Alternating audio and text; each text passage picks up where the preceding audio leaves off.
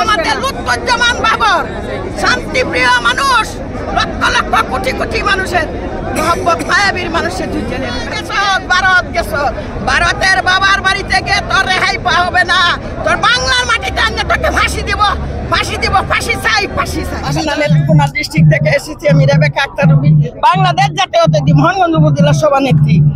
আমরা এসেছি আজকে আমাদের নয়নের মণি বাচি বাংলা সিংহ রাজাকে যেহেতু 17 বছর 18 বছর জেল কাটার পরে মুক্তি পেয়েছে, সেই জন্য এসেছি।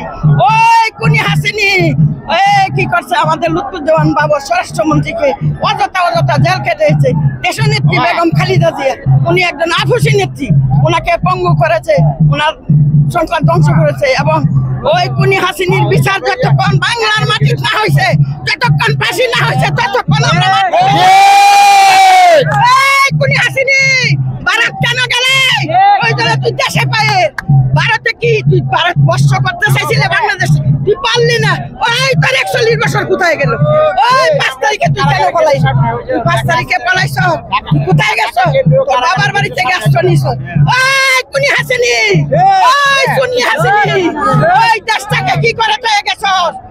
ধ্বংস করে দিয়েছে, ধ্বংস।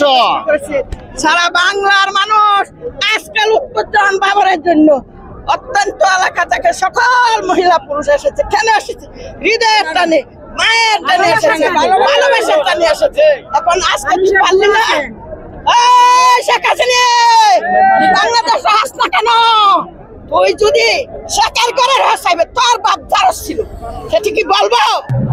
মোহনগঞ্জ থেকে আসছি আমরা বাবার বাইরে দেখবার লাগিয়া, 2টার সময় বাবার ভাই বাইরিব, কুম্মালা বাবার ভাই বাইরিব।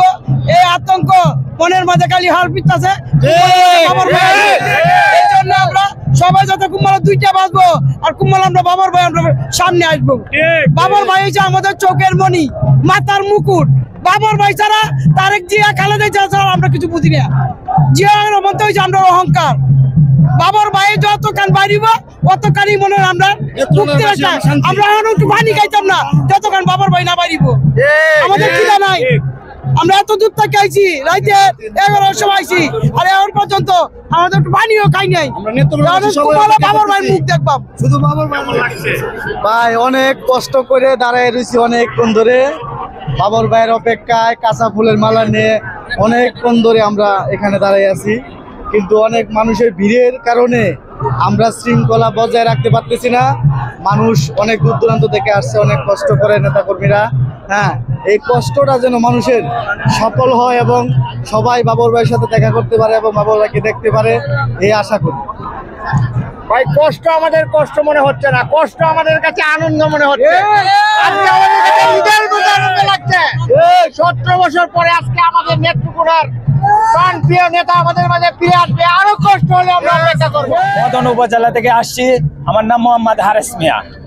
আমরা আসছি বিগত 17টি বছর লুৎফুজ্জামান বাবর ভাই কারাগারে, স্বৈরাচারী সরকার শেখ হাসিনা সরকার আমাদের লুৎফুজ্জামান বাবর ভাইকে মিথ্যা মামলা দিয়ে 17টি বছর কারাগারে রেখেছে। এখন অন্তর্বর্তী সরকার এসে মিথ্যা প্রমাণ করে ওনাকে আজকে মুক্তি দিবে, সেই আনন্দে আমরা ঢাকা কেরানীগঞ্জ ঢাকা কেন্দ্রীয় কারাগার কেরানীগঞ্জ এসেছি।